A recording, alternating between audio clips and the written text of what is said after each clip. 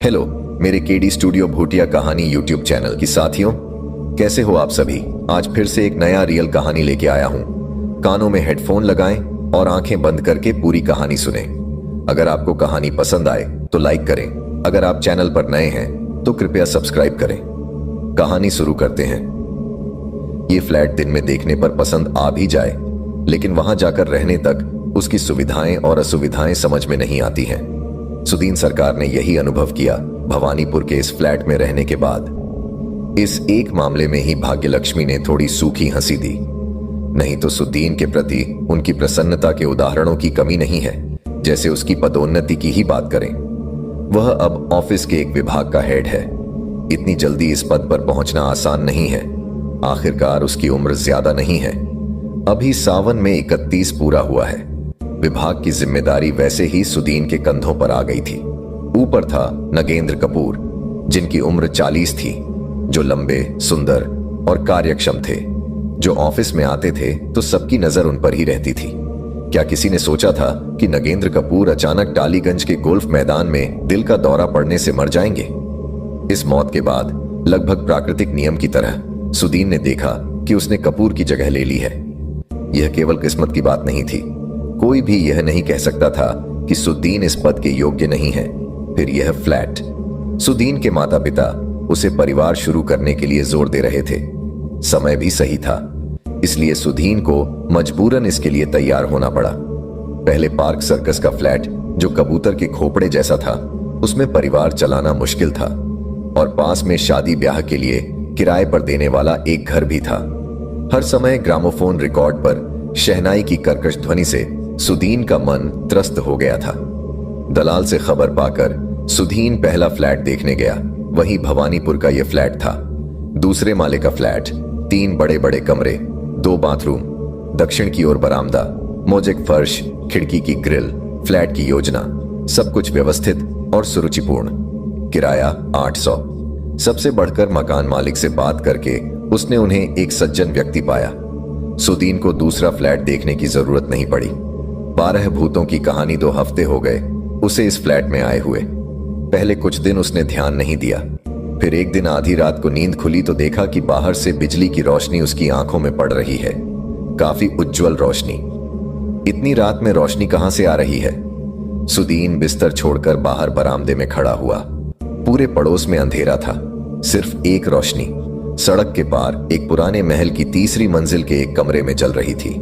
खुली खिड़की के पर्दे के ऊपर से सीधी आकर बरामदे को पार करते हुए सुदीन के कमरे में दाखिल हो रही थी। केवल कमरे में नहीं, सीधा सुदीन के बिस्तर पर। तकिया उल्टा करके सोने पर भी वह रोशनी सुदीन के चेहरे पर पड़ेगी। यह तो बहुत बड़ी परेशानी है। अंधेरे के बिना आदमी सोएगा कैसे? कम से कम सुदीन तो नहीं सो सकता। क्या यह रोज होगा? एक और हफ्ते के बाद सुदीन ने देखा कि यह नियम बिना किसी अपवाद के जारी है। 12 बजे के कुछ पहले से ही रोशनी जलती है और सुबह तक जलती रहती है। लेकिन अपनी दक्षिण की खिड़की बंद करके सोने में सुदीन की सख्त आपत्ति थी। आखिरकार यह कोलकाता में एक अनमोल चीज है, दक्षिण की खिड़की, खासकर जब उसके सामने कोई और इमारत नहीं हो। यही इस फ्लैट का एक आकर्षक पहलू था। खिड़की के सामने सड़क के उस पार पुराने शाही घर का जुड़ा हुआ बगीचा है, जहां निकट भविष्य में कोई नई इमारत बनने की संभावना नहीं है। वह घर किसी पुराने जमींदार का था, यह समझ में आता है। मरम्मत की कमी दिखती है। लगता है लोग भी खास नहीं रहते। बस उस 3री मंजिल के कमरे को छोड़कर किसी अज्ञात कारण से उस कमरे का निवासी पूरी रात बत्ती जलाकर रखते हैं। एक अतले के फ्लैट में सोमेश्वर नाग अपने परिवार के साथ रहते हैं। सुदीन से 4 महीने पहले वह इस फ्लैट में आए थे। उनकी उम्र 55 साल है। वह बंगाल क्लब के सदस्य हैं। शाम का समय वह क्लब में बिताते हैं। एक शनिवार की शाम को घर के गेट पर उनसे मिलने पर सुदीन उनके साथ थोड़ी बातचीत करने का मोह नहीं छोड़ सका। हमारे सामने का घर किसका है बता सकते हैं? चौधरी का। क्यों, क्या बात है? नहीं, मतलब घर में तो कोई खास रहता नहीं लगता, लेकिन 3री मंजिल के एक कमरे में पूरी रात बत्ती जलती रहती है। क्या आपने देखा है? नहीं, ऐसा तो मैंने नहीं देखा। आपके कमरे में वह रोशनी नहीं आती? यह तो संभव नहीं है। उनकी छत की दीवार सामने पड़ती है। हम तो कमरे को देख ही नहीं सकते। आप तो बहुत खुशकिस्मत हैं। मैं तो रात को उस रोशनी के कारण सो ही नहीं पाता। बहुत अजीब। सुना है उस बड़े घर में सिर्फ एक या दो लोग ही रहते हैं। मालिक हैं गगन चौधरी। उन्हें ज्यादा देखा नहीं जाता। मैं तो यहां आने के बाद से उन्हें नहीं देखा, लेकिन सुना है कि वे हैं। उम्र हो गई होगी। सुना है कि एक समय वे चित्रकारी करते थे। आप एक काम करें, सीधे जाकर उनसे कहें, कम से कम अपने कमरे की खिड़की तो बंद कर सकते हैं। क्या इतना भी समझ नहीं सकते कि पड़ोसी को तकलीफ हो रही है? यह काम जरूर किया जा सकता है, हालांकि आसान नहीं है। अनुरोध करने पर भी यह मान लिया जाएगा, इसकी कोई गारंटी नहीं है। रात में उस गगन चौधरी के कमरे में क्या होता है? सुद्दीन समझ गया कि रोशनी के लिए बाधा का सवाल बड़ा है, लेकिन उस पुराने महल के उस कमरे में क्या हो रहा है, यह जानने की उत्सुकता भी कम नहीं है। उसका दोस्त महिम रेस के मैदान में जाता है। उसके पास एक बड़ा दूरबीन है। क्या उससे कुछ पता चलेगा? दूरबीन की जरूरत इसलिए है क्योंकि कमरा बहुत पास नहीं है। चौधरियों का घर ठीक सड़क के ऊपर नहीं है। दीवार पार कर सामने काफी जगह है जो बगीचे का हिस्सा है। इस दूरी के अलावा भी और दूरी है, क्योंकि तीसरी मंजिल का कमरा छत के एक हिस्से को पार करके है। महिम की दूरबीन से खिड़की काफी नजदीक आ गई, लेकिन पर्दे के ऊपर से दीवार का कुछ हिस्सा ही दिखाई दिया। दीवार पर टंगी दो तेल चित्रों के कुछ हिस्से दिखाई दे रहे हैं छत की रोशनी में। तो क्या यह कलाकार का कमरा है? क्या यह सज्जन का स्टूडियो था? लेकिन वहां कोई आदमी है क्या? हाँ है। अभी अभी खिड़की के पर्दे पर एक आकृति ने छाया डाली और दाएं से बाएं चली गई, लेकिन छाया से आदमी की पहचान नहीं हो पाई।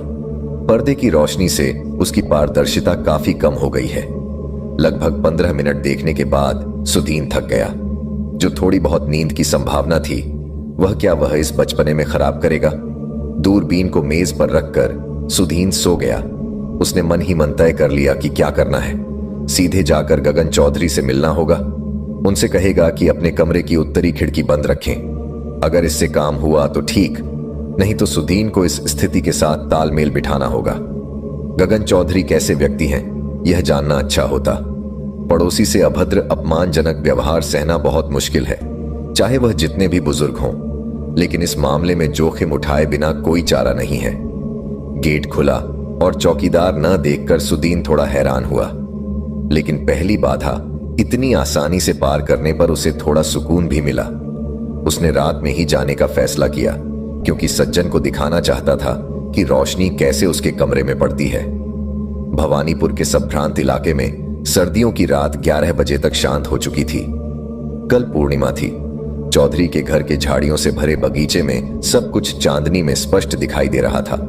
सफेद पत्थर की महिला मूर्ति को दाईं ओर छोड़कर सुदीन नमकीन की गई कार पोर्च की ओर बढ़ा। अभी तीसरी मंजिल के कमरे में रोशनी नहीं जली थी।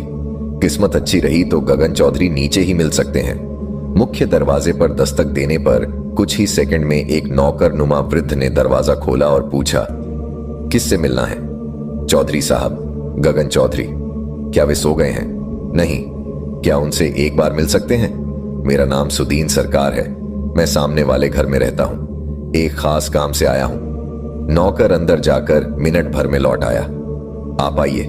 सब कुछ इतनी आसानी से हो रहा है, यह तो बहुत अजीब है। अंदर जाकर लैंडिंग पार कर एक बैठक में प्रवेश किया सुदीन ने। बैठिए। खिड़की से चांद की एक किरण सोफे पर पड़ रही थी, इसलिए सुदीन ने उसे देखकर जाकर बैठ गया। नौकर ने लाइट क्यों नहीं जलाई? अभी तो इलाके में लोड शेडिंग नहीं है। अब कमरे के चारों ओर नजर घुमाने पर सुदीन की धड़कन अचानक देखते देखते दोगुनी हो गई। क्या वह कमरे में भरे लोगों के बीच आ गया है? कौन उसे घेर कर उसकी ओर देख रहा है? कमरे के लगभग अंधकार में नजर को थोड़ा अभ्यस्त होने पर सुदीन ने समझा कि जो देख रहे हैं वे इंसान नहीं हैं, मुखौटे हैं। हर आंख की नजर जैसे उसी पर थी। ये मुखौटे इस देश के नहीं हैं, यह भी सुदीन समझ गया। लगता है ज्यादातर अफ्रीका के हैं, कुछ दक्षिण अमेरिका के हो सकते हैं। सुदीन एक समय में अच्छी चित्रकारी करता था। अगर उसके पिता ने विरोध नहीं किया होता तो शायद वह उसे पेशा बना लेता। हाथ के विभिन्न कार्यों के प्रति उसकी अब भी काफी जिज्ञासा है। सुदीन मन ही मन अपनी साहस की तारीफ किए बिना नहीं रह सका। अंधेरे कमरे में मुखौटों से घिरे इस भयानक माहौल में बहुतों के दांत किटकिटाने लगते। सुदीन को पता ही नहीं चला कि कब कोई व्यक्ति कमरे में आया। गंभीर स्वर में प्रश्न सुनकर चौंक कर उसने पास में सोफे पर बैठे व्यक्ति को देखा। इतनी रात को? सुधीन ने लगभग मशीन की तरह हाथ जोड़कर नमस्कार किया, लेकिन बोल नहीं सका। यह सज्जन किसी प्रतिष्ठित परिवार के हैं, इसमें कोई संदेह नहीं था।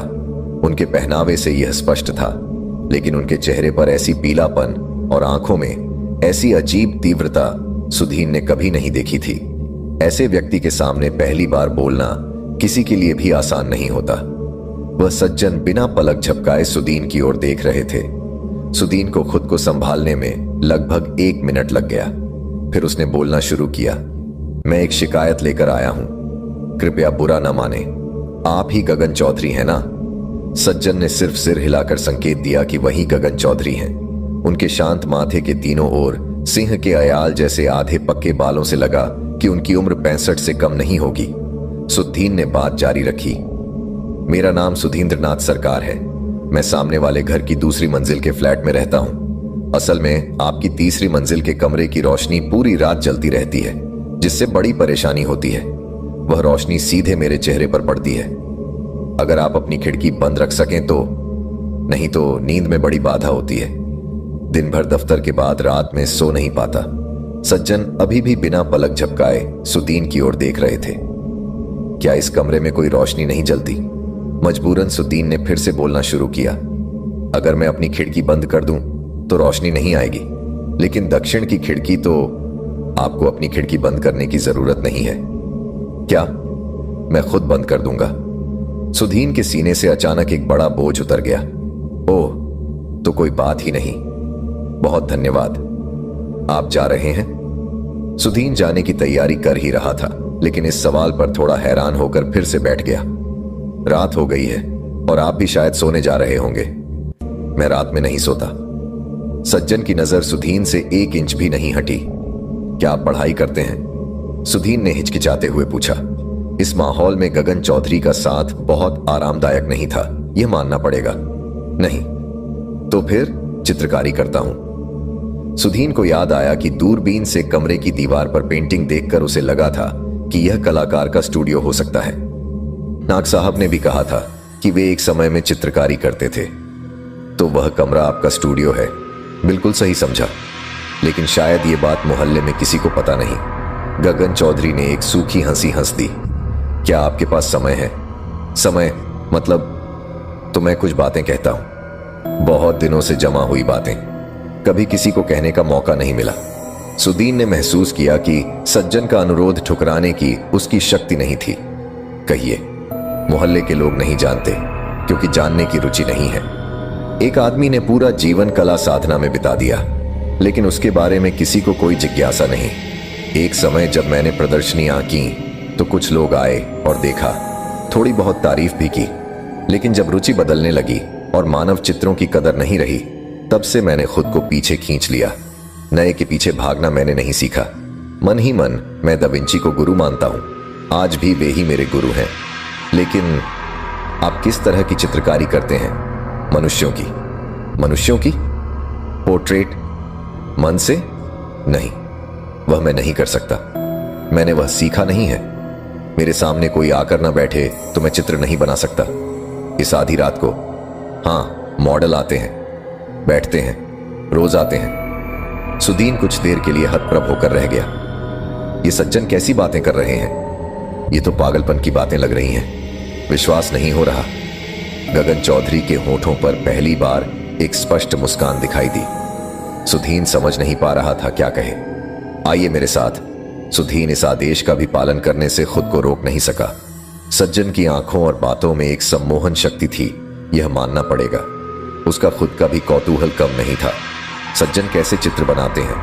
कौन लोग आधी रात को बैठने आते हैं? उन्हें कैसे बुलाया जाता है? मेरे स्टूडियो के अलावा घर में कहीं और बिजली नहीं है। केरोसिन लैंप की मध्यम पीली रोशनी में लकड़ी की सीढ़ियां चढ़ते हुए सज्जन ने कहा, बाकी सब कनेक्शन काट दिए हैं। आश्चर्य की बात यह थी कि लैंडिंग पर, सीढ़ियों की दीवारों पर, बैठक में कहीं भी एक भी पेंटिंग नहीं थी। क्या सारी पेंटिंग्स स्टूडियो में ही रखी हैं? तीसरी मंजिल पर पहुंचकर बाईं ओर मुड़ते ही सामने एक दरवाजा था। उस कमरे में दाखिल होते ही दरवाजा बंद कर दिया गया और बाईं दीवार पर एक स्विच दबाते ही उज्जवल रोशनी से कमरा भर गया। यह स्टूडियो था, यह बताने की जरूरत नहीं थी। चित्र बनाने के सभी उपकरण यहां मौजूद थे। कमरे के एक कोने में रोशनी के ठीक नीचे एक सफेद कैनवास एक ईजल पर रखा था। उस पर एक नई तस्वीर शुरू होनी थी। यह स्पष्ट था, उपकरणों के अलावा जो चीजें थीं वे दीवारों पर टंगे और फर्श पर ढेर किए हुए पोर्ट्रेट थे। कम से कम 100 तो होंगे ही। फर्श पर रखे पोर्ट्रेट को उठाकर देखे बिना समझ पाना मुश्किल था। जो सामने दीवार पर टंगे थे वे सभी स्पष्ट रूप से पोर्ट्रेट थे। ज्यादातर पुरुषों के चित्र थे। सुद्दीन ने अपने अनुभव से समझ लिया कि पारंपरिक शैली में बने इन पेंटिंग्स में पर्याप्त कौशल की पहचान थी। यहां भी सुद्दीन को लगा कि वह कई जीवंत लोगों की भीड़ में आ गया है और सभी उसे ही देख रहे हैं। कम से कम 50 जोड़ी आंखें। लेकिन ये लोग कौन हैं? कुछ चेहरे तो पहचाने से लग रहे थे, लेकिन कैसा लग रहा है? गगन चौधरी ने पूछा। उच्च स्तर का काम है, सुदीन ने स्वीकार किया, लेकिन तेल रंग में पोर्ट्रेट बनाने की प्रथा तो खत्म हो गई है। ऐसे में हमारे जैसे कलाकारों की क्या हालत होगी, सोचा है। लेकिन इस कमरे में आकर तो ऐसा नहीं लग रहा कि आपके काम की कमी है। क्या कह रहे हैं? वह तो अब है। कभी 15 साल तक अखबारों में विज्ञापन दिए, एक भी व्यक्ति ने जवाब नहीं दिया। आखिरकार बंद करना पड़ा। फिर दोबारा चित्र बनाना कैसे शुरू हुआ? परिस्थितियों के बदलाव के कारण। सुद्दीन ने और कुछ नहीं कहा, क्योंकि उसका पूरा ध्यान अब चित्रों पर था। इस बीच उसने 3 लोगों को पहचान लिया था। एक व्यक्ति 4 महीने पहले ही मर गया था। वह प्रसिद्ध गायक अनंत लाल नियोगी थे। सुद्दीन ने 8 साल पहले एक सभा में उनका गाना सुना था। दूसरे व्यक्ति थे असीमानंद स्वामी, जो कभी स्वतंत्रता संग्राम सेनानी थे और बाद में सन्यासी बन गए थे। वह भी 1 साल पहले मर चुके थे। उनका चित्र अखबार में छपा था, सुदीन को याद है। तीसरे व्यक्ति थे एयर इंडिया के बांग्ला पायलट कैप्टन चक्रवर्ती। लंदन जाते वक्त बोइंग दुर्घटना में 250 यात्रियों के साथ उनकी भी मृत्यु हो गई थी 3 साल पहले। सुदीन ने उन्हें सिर्फ चित्र से ही नहीं पहचाना, बल्कि एक बार ऑफिस के काम से रोम जाते समय प्लेन के कॉकपिट में उनसे मुलाकात भी हुई थी। सुदीन एक सवाल किए बिना नहीं रह सका। क्या ये लोग सिर्फ पोर्ट्रेट बनवाने के लिए आए थे? उन्होंने कभी वह चित्र नहीं लिया? गगन चौधरी को पहली बार खुलकर हंसते सुना सुदीन ने। नहीं मिस्टर सरकार, उन्हें पोर्ट्रेट की कोई आवश्यकता नहीं थी। यह सब मैंने अपने निजी संग्रह के लिए बनाया है। क्या आप कहना चाहते हैं कि रोज कोई ना कोई आकर आपको सिटिंग देता है? यह आप थोड़ी देर और ठहरेंगे तो देख सकेंगे। आज भी कोई आएगा। सुदीन का सिर घूमने लगा। लेकिन इनसे संपर्क कैसे होता है? ठहरिए, मैं आपको समझाता हूं। मेरी पद्धति थोड़ी अलग है। गगन चौधरी ने एक बड़ी डायरी उठाकर सुदीन की ओर बढ़ा दी। इसे खोलकर देखिए, इसमें क्या है? सुदीन ने रोशनी के नीचे जाकर डायरी खोली। खातों के पन्नों पर, पन्नों में गोंद से चिपके हुए, अखबार के पन्नों से काटे हुए मृत्यु समाचार लगे हुए थे। कई खबरों के साथ तस्वीरें भी थीं। सुदीन ने देखा कि कुछ कटिंग्स के पास पेंसिल से निशान लगाए गए थे। पेंसिल के निशान का मतलब है कि उनके चित्र बनाए जा चुके हैं, गगन चौधरी बोले। लेकिन संपर्क कैसे करते हैं? ये तो गगन चौधरी ने सुदीन के हाथ से खाता लेकर फिर से उसे सौंप दिया। फिर मुड़कर आगे बढ़ते हुए बोले, वो सब कोई नहीं कर सकता, पर मैं कर सकता हूं। ये चिट्ठी या टेलीफोन का काम नहीं है। जहां ये लोग हैं वहां तो टेलीफोन नहीं है और न ही डाक की व्यवस्था। इनके लिए एक अलग तरीके की जरूरत होती है। सुदीन के हाथ पांव ठंडे हो गए, गला सूख कर कांटा हो गया। फिर भी उसने एक सवाल किए बिना नहीं रह सका। आप कहना चाहते हैं कि इन लोगों के पोर्ट्रेट उनकी मृत्यु के बाद बनाए गए हैं? मृत्यु से पहले उनके बारे में पता कैसे चलेगा सुदीन बाबू? मैं और कितने ही लोगों को जानता हूं। मृत्यु न हो तो वे अपनी सीमाओं से बाहर नहीं आ सकते। केवल मृत व्यक्ति ही पूरी तरह मुक्त और स्वतंत्र होता है। उनके पास न समय की कमी होती है न धैर्य की। चित्र जब तक पूर्ण नहीं होता वे इस कुर्सी पर बैठे रहते हैं। ढंग ढंग ढंग रात की खामोशी को चीरता हुआ एक घड़ी की आवाज आई। सीढ़ियों के पास जो घड़ी देखी थी सुदीन ने, शायद वही थी। 12 बजे, गगन चौधरी बोले। अब वे आएंगे। कौन? सुदीन की आवाज असामान्य रूप से दब गई थी। उसका सिर चकरा रहा था। आज जो बैठने वाले हैं वही, उनके कदमों की आवाज है। सुदीन ने अपनी सुनने की क्षमता को अब भी नहीं खोया था, इसलिए उसने साफ सुना कि बाहर नीचे से जूतों की आवाज आ रही थी। आकर देखिए। गगन चौधरी पास की खिड़की की ओर बढ़ गए। मेरी बात पर यकीन नहीं होता तो आकर देखिए। क्या यह भी वही सम्मोहन शक्ति है? सुद्दीन यंत्र चालित की तरह आगे बढ़कर गगन चौधरी के पास खड़ा हो गया और नीचे देखने लगा। फिर अनजाने में उसके गले से एक आहट निकली। इन्हें तो मैं जानता हूं। वह दृढ़ सैन्य वेशभूषा, वह लंबा कद, वह स्लेटी रंग का सफारी सूट, यही तो सुद्दीन के बॉस नगेंद्र कपूर थे। सुद्दीन का सिर चकरा रहा था। संभालने के लिए उसने ईजल को पकड़ लिया। सीढ़ियों से जूतों की आवाज ऊपर आ रही थी। लकड़ी की सीढ़ियों पर जूतों की बढ़ती आवाज से पूरा घर गूंज रहा था। अब आवाज थम गई। खामोशी में गगन चौधरी ने फिर से बात की। संपर्क स्थापित करने का तरीका पूछ रहे थे। सुदीन बाबू, बहुत आसान है, इस तरह हाथ हिलाने से ही वे आ जाते हैं। सुदीन विस्फारित आंखों से देख रहा था कि गगन चौधरी का दाहिना हाथ दो रखा शाल के अंदर से निकलकर सामने फैला हुआ था। उस हाथ में मांस और चमड़ी कुछ भी नहीं था, केवल हड्डियां थीं। जिस हाथ से बुलाया उसी हाथ से चित्र भी बनाया। सुदीन ने बेहोश होने से पहले के क्षणों में सुना कि स्टूडियो के बंद दरवाजे के बाहर से खटखट की आवाज आ रही थी।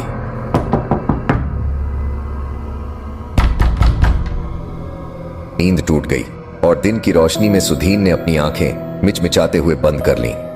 हे भगवान, क्या भयानक सपना था। दरवाजा खोलिए दादा बाबू, नौकर अधीर की आवाज।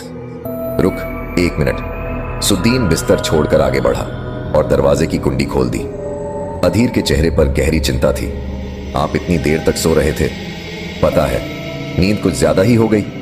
इतना हंगामा हो रहा था घर के सामने, आपको कुछ भी पता नहीं चला। हंगामा? चौधरी साहब के बड़े साहब का कल रात निधन हो गया। गगन बाबू 84 साल की उम्र हो गई थी। बहुत दिनों से बीमार थे। आपने देखा नहीं, रात में उनके घर की लाइट जलती रहती थी। तुम्हें पता था कि वे बीमार थे? पता क्यों नहीं होगा? उनके नौकर भगीरथ से रोज बाजार में मुलाकात होती है, समझा? कभी कभी हमारी धारणाएं और विश्वास हमें भ्रमित कर सकते हैं। गगन चौधरी के रहस्यमय जीवन और उसकी कला के प्रति उसकी गहन प्रतिबद्धता ने एक अनोखी सच्चाई उजागर की। वास्तविकता और कल्पना के बीच की रेखा धुंधली हो सकती है।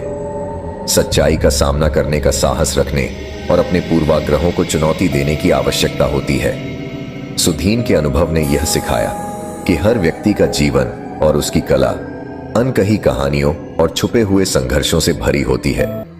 हमें किसी भी स्थिति को समझने से पहले उसकी गहराई में जाकर उसकी जटिलताओं को समझने की कोशिश करनी चाहिए।